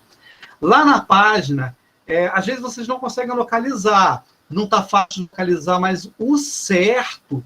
Ou quando o orientador não exige, isso pode acontecer, né? Mas o certo é colocar a página onde vocês tiraram a informação. Porque se uma pessoa for lá, uma pessoa lê o que você está escrevendo, isso pode acontecer, gente. Vocês fazem uma afirmação na dissertação de vocês, ou na tese. Ou alguém vai lá e contesta, ele tem que dizer, você tem que dizer onde você achou aquilo ali. Até para você defender o seu ponto de vista. Então, se você faz uma interpretação livre, uma interpretação sua sobre alguém que escreveu alguma coisa, sobre a Penrose, que falou sobre o Sistema Internacional de Patentes, super importante você dizer onde foi que ela disse isso e por que você está colocando aquilo ali. Porque a página vai te dar credibilidade. Lembremos, pessoal, um trabalho acadêmico, ele é um trabalho de fontes. Ele é um trabalho de fonte, de pesquisa. Você escreve determinadas coisas com base naquilo que você já leu, você vai afirmando as coisas, vai dizendo, vai reafirmando o que escreveram, e isso precisa ser verificado. Lembremos de um laboratório, por exemplo, que a gente está na área de ciências sociais aplicadas, na área de humanas, né? Num laboratório, por exemplo, aquilo que você está afirmando no artigo, na sua pesquisa, precisa ser reconfirmado naquilo que você referenciou. Então, se, por exemplo, você afirma, por exemplo, que determinado composto ele é oxidável por XYZ na sua pesquisa, você está reafirmando aquilo por pesquisas anteriores já feitas. E você não tira isso da sua cabeça, porque, ciência, é acumulatividade de conhecimento. Exatamente aquilo que você está ali, né, exatamente retraduzindo aquilo que já foi dito antes, ou questionando, ou reafirmando, questionando, ou trazendo novas ideias. É uma nova reflexão. E um doutorado, por exemplo, é uma nova reflexão sobre um tema da pesquisa, por exemplo. Né? Quem está no doutorado tem que criar essa reflexão. Gente, isso aqui é uma nova abordagem. É isso. É uma nova abordagem diante de outras abordagens que a gente estava vendo antes. Exatamente isso, né? Perfeito. Acho que a gente tem agora o último bloco com 3 perguntas, né? O primeiro, o Guilherme perguntou, é até curioso a gente ter essa pergunta. Ok, a instituição identificou um plágio de um aluno. O que acontece depois disso? Essa é a pergunta dele. A outra pergunta do Gustavo, vou fazer o bloco, né? A outra pergunta do Gustavo é se usa o software e ele dá uma porcentagem de coincidência, né? Uma possibilidade de plágio. Como você identifica um valor mínimo? Assim, isso daqui é aceitável, a partir disso, qual é essa relação do que é aceitável ou não a partir de porcentagem, ou tem que dar 0%? E o resto do grupo parabenizando, né? Foi uma excelente apresentação, de uma forma geral, todo mundo dando os parabéns. Bom, vamos lá. Muito bem. A questão das sanções, né? Das sanções cabíveis. Gente, olha só, depende de instituição para instituição. Lembremos o seguinte: direito autoral é direito privado, né? É do direito, é um ramo, quer dizer, uma área do direito privado. Então, o que acontece? Os autores, né, pessoal, são os detentores das obras. Então, se você cometeu plágio, os autores são os detentores das obras. Então, em tese, quem comete plágio está cometendo um crime, né? É um crime já previsto, nós falamos no início da apresentação, tanto na própria lei, está lá no Código Penal, né?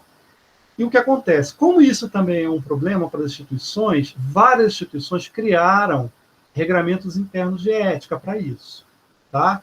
Então, há instituições, por exemplo, que sancionam pesadamente os seus alunos. Há instituições que, como isso não está claro, né, em regra, tem instituições, o professor, não a instituição em si, mas o professor, quando detecta o plágio, pede o aluno para refazer o trabalho. Olha, não está bom. Tem professores que são extremamente rigorosos e a pós-graduação, gente, por ser um plágio, em tese, a coordenação da pós-graduação, a pós-graduação e o professor, em tese, pode até reprovar o aluno, inclusive. Porque se for detectado um plágio, o aluno cometeu um crime. Pode parecer uma coisa pequena, né? Uma coisa pequena, menor, tá? Mas não, em tese é exatamente isso. Então, o que acontece? Em regra, né? Em regra é isso. Agora, as instituições, né, quando detectam plágio, alguns professores que a gente tem visto em algumas instituições, eles advertem os alunos, né? Advertem os alunos sobre o plágio, não aceitam os trabalhos e pedem ao aluno para refazer, né? Em algumas instituições, eles têm colocado uns regulamentos internos, as regras internas, e em algumas portarias, algumas sanções em cima desses alunos, né? Então, vejam, entre as sanções está aí a reprovação do aluno na pós-graduação, né? Isso pode acontecer. Inclusive, a FAPESP, pessoal, é muito rigorosa em relação a isso. A FAPESP, ela, inclusive, implementou, ela até colocou, gente, 4 exemplos, né, da FAPESP de casos assim, emblemáticos, assim, de gente que cometeu plágio na pesquisa, né, alunos que cometeram plágio na pesquisa, pesquisadores que cometeram plágio na pesquisa foram sancionados, inclusive com pena de demissão, inclusive nas respectivas universidades, né? Houve sanções internas porque o caso é grave, né? É uma situação muito grave, quando isso ocorre, principalmente em instituições de pesquisa. Gente, o prejuízo ele é muito grande, o prejuízo de plágio numa instituição de pesquisa, ele é muito sério. É por isso que as instituições, elas procuram ser ciosas em relação a isso. Nas universidades, né, é aquilo que nós já falamos. Internamente, existem comitês internos de ética na pesquisa, né, e que há previsão legal, a previsão interna, né, nos regulamentos internos, de sanções em cima de quem cometeu plágio, que são diversas, né? São diversas sanções em quem cometeu plágio. Agora, evidentemente, com defesa do aluno, com todo o direito de defesa, a gente pode cair no que a gente vai falar agora, que é o problema há um percentual, né, há um percentual de plágio. Eu já vi, gente, até gente falando em esse percentual de 66% já é plágio. Já vi isso. Gente, isso é muito relativo, é difícil dizer qual é o percentual disso. Os sistemas, eles colocam ali, né, os sistemas antiplágio, que a gente vê na web, que a gente já apresentou aqui, eles detectam aproximações e semelhanças, eles estão ali. Tem sistemas que colocam um percentual ali, 35% é plágio, né? Mas vamos lá, vamos analisar, é isso mesmo? Você colocou lá entre parênteses, colocou entre aspas, citou lá entre aspas, é uma ideia mesmo original, porque os sistemas têm isso, né, pessoal? Às vezes eles acabam fazendo uma detecção equivocada mesmo, isso pode acontecer. Você acabou esquecendo. Lembremos do plágio, gente, foi o plágio que você fez sem querer, que foi o não intencional. Você acabou esquecendo de colocar as aspas, não fez a citação correta, você colocou a ideia. Então, às vezes o sistema é interessante, eu sugiro que vocês olhem os sistemas gratuitos para verificar semelhanças. Isso ajuda que vocês entrem lá nos sistemas, façam a readequação do texto de vocês, para que isso não chegue na mesa do professor e eles sejam detectados. Então, a regra é essa. Olhemos os sistemas antiplágio, verifiquemos até para vocês se defenderem, porque se isso for detectado pelo seu examinador, né, pelo professor, vocês falam, não, gente, o detector apareceu aqui, mas eu coloquei entre aspas e coloquei o nome do autor entre parênteses aqui. Não houve plágio. Eu fiz a citação aqui. Isso é super importante vocês terem uma ideia. Essa coisa do percentual, gente, isso como nós já falamos, isso é bem relativo, de dar um número assim, não tem. Cada sistema vai dar um número para vocês. Já vi sistema que detectou 15% é plágio, né? Já vi sistemas que colocam isso, então a gente colocou um sistema, corram para mudar o texto de vocês. Corram para mudar o texto de vocês e corram para colocar aspas, para vocês evitarem esse tipo de problema. Outra coisa importante, pessoal, também, é a sugestão para o pessoal da área do direito, né? Eu sei porque, até pela minha própria formação em direito, a gente tem na prática, a gente às vezes costuma colocar muito texto, né? Muito texto, muita coisa em verbos lá nas coisas, lá e vai jogando, né? Para justificar a nossa proposta, até para a gente melhorar a nossa argumentação, você coloca textos, coloca jurisprudências, a gente coloca lá, inclusive, doutrinas e ipsis literis lá. Então, a gente precisa tomar esses cuidados também, né? Colocar entre aspas, né? Isso é bastante importante para a gente. Qual é a última pergunta que eu já não notei aqui? Eu acho que era isso, era sobre a questão da porcentagem e a questão do uso de software, né, quando é descoberto algum tipo de plágio, o que acontece? A gente está chegando próximo a 2 horas já da nossa conversa. Eu acho que foi um bate-papo muito interessante, talvez o aquecimento para uma série de outras coisas que o professor Vanildo disse que tem interesse de compartilhar, né? Acho que entra na parte de popularização de todas as técnicas de biblioteconomia de uma forma geral, né? A gente, quando tem a oportunidade de conversar com ele nas aulas, também fiquei muito feliz de outras instituições entrarem no link, significa que essa não é só uma demanda nossa do programa, né, professor? Temos home office é isso, a criança chorando aqui em casa. Então, eu acho que de antemão, mais uma vez, agradecer a disponibilização do tempo. Vamos tentar ver se o quanto antes a gente disponibiliza o link da gravação, e se possível os certificados também. E o professor colocou no final da apresentação dele, colocou o e-mail, né? E a gente percebeu lá no grupo dos alunos da academia que o professor Evanildo sempre foi muito solícito a qualquer dúvida, sempre ajudou, mesmo antes da pandemia, do digital, ele estava lá na biblioteca do NPI, sempre ajudando qualquer dúvida. Eu acho que isso também dá um conforto muito grande a todo mundo que busca fazer o certo, né, na construção da sua redação. Então, mais uma vez, muito obrigado. Aqui o chat está bombando de agradecimentos, né, com relação à palestra. Imagina, é um prazer. E tentar, com a gravação, rever, né, qualquer dúvida.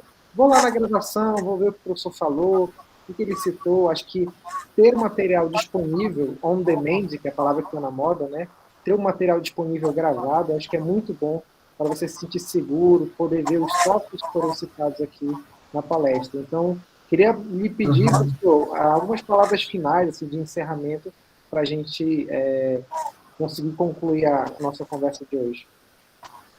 A gente, primeiro, queria agradecer vocês, né, dizer que eu estou super honrado de participar e de contribuir com os alunos, porque é uma oportunidade assim rara, porque quando a pandemia a gente não conseguiu mais se ver pessoalmente, né? Eu adoro receber os alunos lá na biblioteca, orientar e parar, porque até dentro da minha profissão de bibliotecário, né, da casa, né, é sempre importante para mim manter com vocês. Agora, eu acredito, né, pessoal, que a partir de hoje, a gente até tem conversado com o Vinícius, né, é super importante a gente passar a estreitar esses laços, que facilita demais. Eu sei que muita gente tem muita dúvida ainda sobre citação, né, sobre citação, como fazer citação, como escrever o texto mesmo, é uma batalha, né, todo mundo trabalha, todo mundo estuda, é uma correria só, né. Então, à disposição para vocês, né. O meu e-mail da biblioteca eu coloquei para vocês. Essa semana não estou no NPI. Fui obrigado a tirar uns diazinhos, que senão eu ia perder férias, né?